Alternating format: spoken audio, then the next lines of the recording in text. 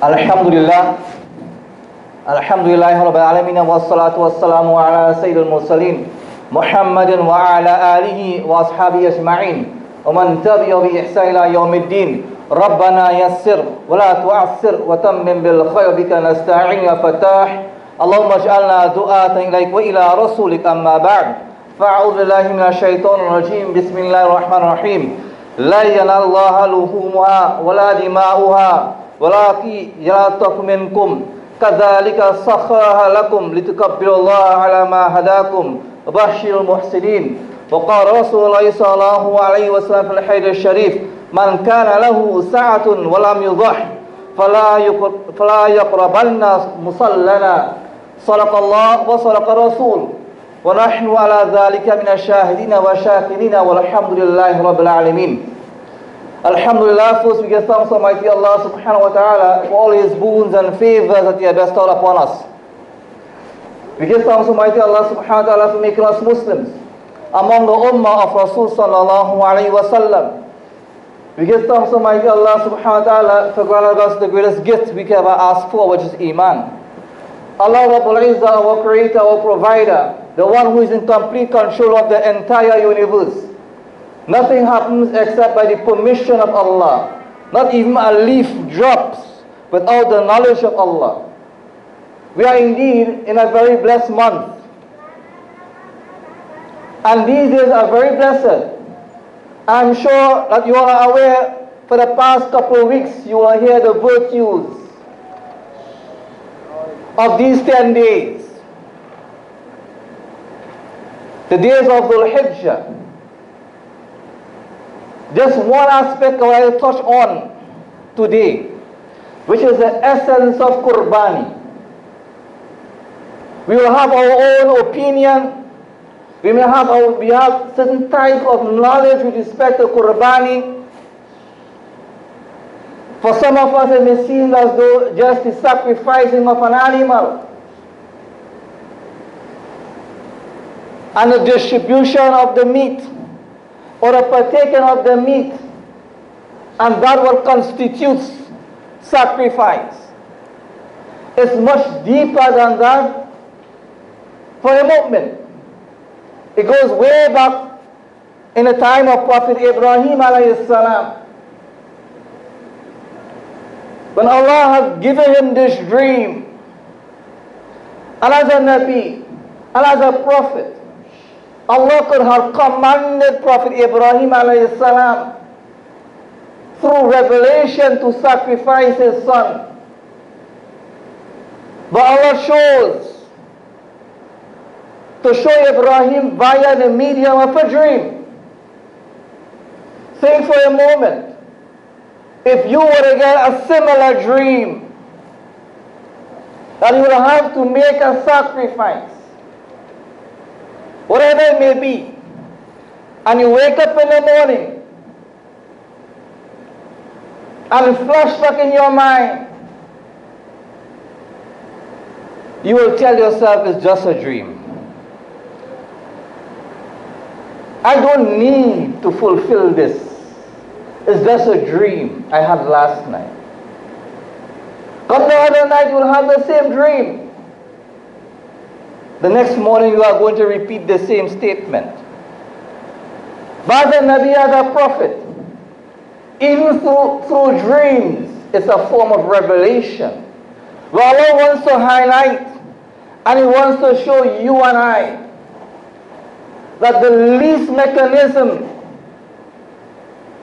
via the medium of a dream, despite that Prophet Ibrahim alayhi salam, he didn't ask the hikmah and the wisdom behind this command. He didn't tell himself this can be real. I mean, what kind of dream is this? You won't sit down for a moment and try to be analytical in your mind and try to analyze. Should I take it as it says? Or what is the interpretation of this dream? I mean, all of us will have dreams. I mean, something that is very important to you as an individual pops up. You are going to sit down before making a rash decision, and you're going to analyze every single part of it to see if there's absolutely any benefit. That's who we are. That's who we are. But when Allah gives a command, it's not upon the moment to analyze Allah's command. That's the first lesson. It's not upon a moment to analyze the commands of Allah and His Nabi sallallahu alaihi wasallam. At no point in time. Allah mentioned in so many places in the Holy Quran that He is Al-Hakim, the most wise. Such a being who is Al-Hakim, the most wise, will never give a command that is stupid. He will never give a command or instruction that is valueless, without a purpose. It is you and I who are weak. We are deficient in our mind in understanding the hikmah and the wisdom and the behind the commands of Allah. What Prophet Ibrahim a.s. demonstrated spontaneously. He didn't ask any question. He automatically act upon it. Automatically act upon it. Mufti Taqi Ismail rahimahullah gives a beautiful example. To understand a little bit, beautiful example he gave in one of his books. This individual who lives in the desert, in the barren land, little or no provision that he may have, and now he is going into the city to visit the king. It's unlike the situation we are living in today, where everything is cut up and distributed and you have countries. Back in those days when there were kings, they were to rule quarter of the world or half of the world. Many lands that they will be under their control. And he's going to the city to visit the king.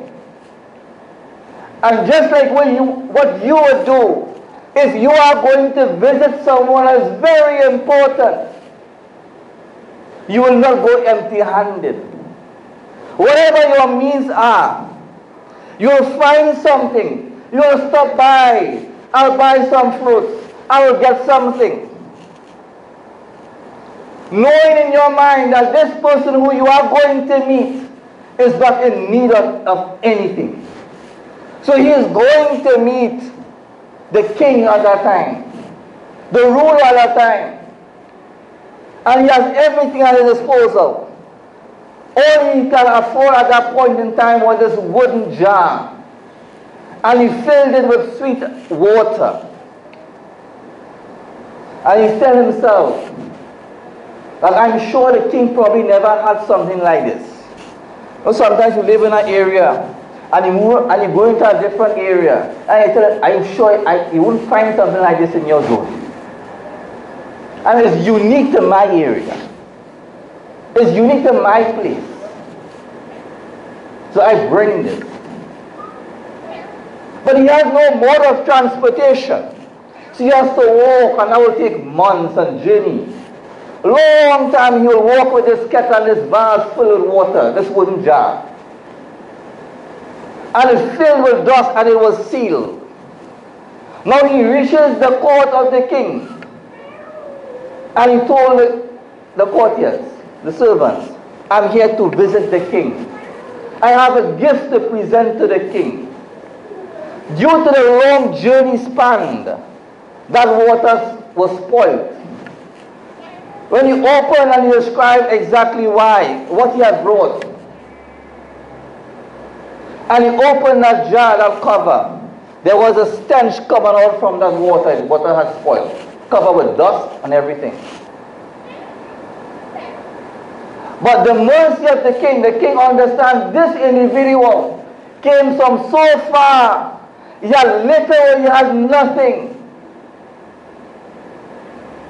And he presented this before me. So he told his servant, I accept it. So what a wonderful gift you have brought. What a wonderful gift you have brought. And he accepted it. And he asked his servants to get another jar and fill it with gold coins and give it to him. But before you leave, I want you to leave with another servant of mine that will take you along the river of Tigris. And when you reach there, you can have a taste of that water. It's a river in the city. Then he understood when he reached that river and he drank that water. He understood that water is also sweet. Mine was spoiled. And began to reflect and to contemplate the whole scenario and incident that took place. And he says to himself, my water was spoiled. But out of the mercy, he never humiliated me in the public, in front of all of his servants. But he accepted it. This is who we are towards Allah.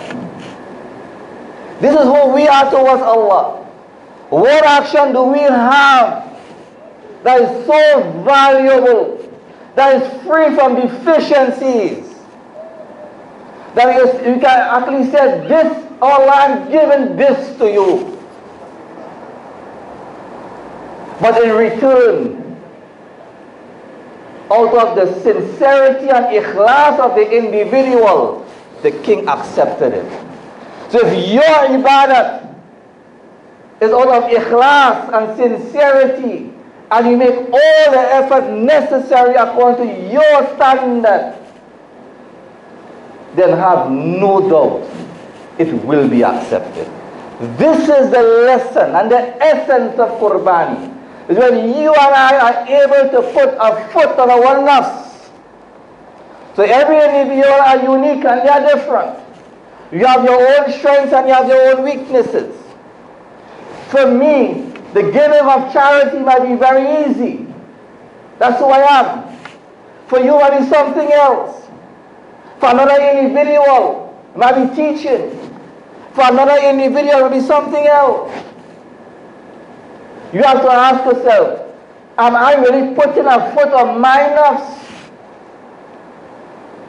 It's something that goes against your likeness. So the lesson to learn is what we don't question the wisdom behind the commands of Allah. Then we have to ask ourselves, is that the deen? That is not the deen. Allah gives an instructions, He says, Sami'na wa ata'na. We are the ummah, we are the people of the last ummah. The previous nations, they will say, Sami'na wa asayna. We hear and we listen and we disobey. But we mu'min, we believers, we say, Sami'na wa ata'na. We hear and we obey. So the practices of the Jahiliyyah period, when the Rasul sallallahu alayhi wa sallam, prior to this revelation being revealed, that those people will imitate the practice of Prophet Ibrahim alayhi salam, understanding the sacrifice he had made, and they will take a portion of the meat and put it towards the idols, and they will sprinkle the blood around the idols and the place of worship. That's why Allah Rabbul Izzah revealed the verse, لَا يَنَالَ لُحُومُهَا وَلَا دِمَاؤُهَا. The blood nor the meat will never reach Allah. That is not going to reach Allah. Your sacrifice is going to be accepted at the point before the first drop of blood touches the ground. That's all Allah wants to see. So the whole journey of sacrifice, the whole test Allah demonstrated to Nabi Ibrahim alayhi salam, that he went all the way, even putting his son lay down. The knife was already in his neck, and just cover his eye just not to make sure he would cheat a human being. And when the slaughter took place, and he removed that veil, he saw his son Ismail alayhi salam at his side. Allah said, all I wanted to know, all I want to see, if you are willing if you are willing to make this sacrifice. So not just about the meat. It's far much more than that. And it started all the way back from the month of Ramadan. This is a culmination of that ibadah. The essence of recognizing Allah began in the month of Ramadan. When you put time during the day and during the night towards the ibadah of Allah, to get to know Allah, to understand Allah, to have that reliance in Allah. And now we are putting our foot on the nafs, culminating it. This sacrifice that we are about to do on Monday, this is what we need to have in our mind. It's not about the meat. Many are going about the meat. You can go down by the meat shop and you can get value for your money. You can select any particular part that you desire the most. All is well and good. But don't destroy your ibadah. Another example, Hazrat Rumi alayhi rahmah mentioned in his book. Look, one more example.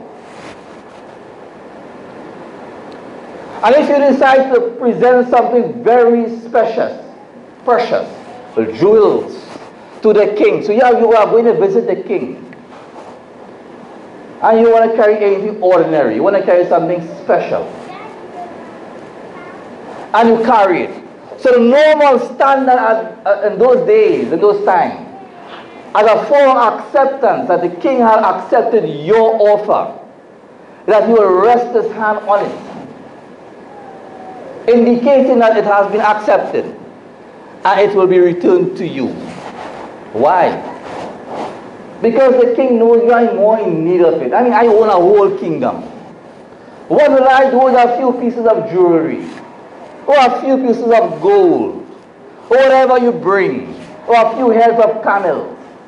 I mean, I own the whole everything. I just had to say the word. And it's there. I can give any instruction and it's there. So return it. This is who we are in the eyes of Allah. All Allah wants from you and I is the sincerity. That's the essence. The essence of your deen is ta'at, obedience. Allah gives an instruction, we don't ask how, we don't ask when, we don't ask why. We don't try to be analyzed and find the hikmah and wisdom behind it. And if it really makes sense to kill all these animals, I mean, what are you going to do with the meat? What will happen this? What will happen that? And all of these things going through your mind. That's long gone past the actual ibadah itself. So it gives it back to you. So Allah, out of His infinite mercy, He gives us that opportunity to say, yes, you presented your sacrifice, it's accepted, now it's yours. You can do whatever you want with it. You can take it, you can share it, you can eat it, you can do anything, but don't destroy your ibadah. And there's one hadith of the Rasul sallallahu alayhi wa sallam, close off. Man kana lahu sa'atun. Whoever has the means and think to themselves that I don't need to do qurbani. I mean, one qurbani is enough. I mean, you have 10 individuals living in a house. And we could do 10 share. Who are you all that? If each individual reaches the age and their maturity, and it's wajib upon them to do qurbani, then you have to do qurbani. Man kana lahu sa'atun, whoever has the means to do qurbani, walam yudah, and he has not done it, he refused to do it, فَلَا يَقْرَبَنَّ بِمُصَلَّنَا, then let him know, don't even come close to the place of musalla, of the Eid prayer. Don't bother to even come on the day of Eid. Stay home. That's how important it is. This is not a collective ibadah. It's an individual ibadah. We are putting our foot on our nafs. We started way back from the month of Ramadan. Now it's a culminating. We are taking control of ourselves. So like this is your command. You give this instruction I don't want to ask no question. There has to be a reason behind it. There has to have wisdom. Use Al-Hakim, use the most wise. Use Al-Alim, the most knowledgeable. You will ask me to do something that is not beneficial and or is harmful. You can do the analysis with the worldly things. When it comes to the commands of Allah, we don't play with the commands of Allah. May Allah grant us the understanding. May give us the ability and the strength. May accept all our Qurbaniya sacrifices, not just for on that day, but your entire life. Your entire life is based on ta'at and obedience and following the commands of Allah. And we shouldn't hesitate in doing so. May Allah accept all our efforts, may accept our sacrifice, may grant us inshallah.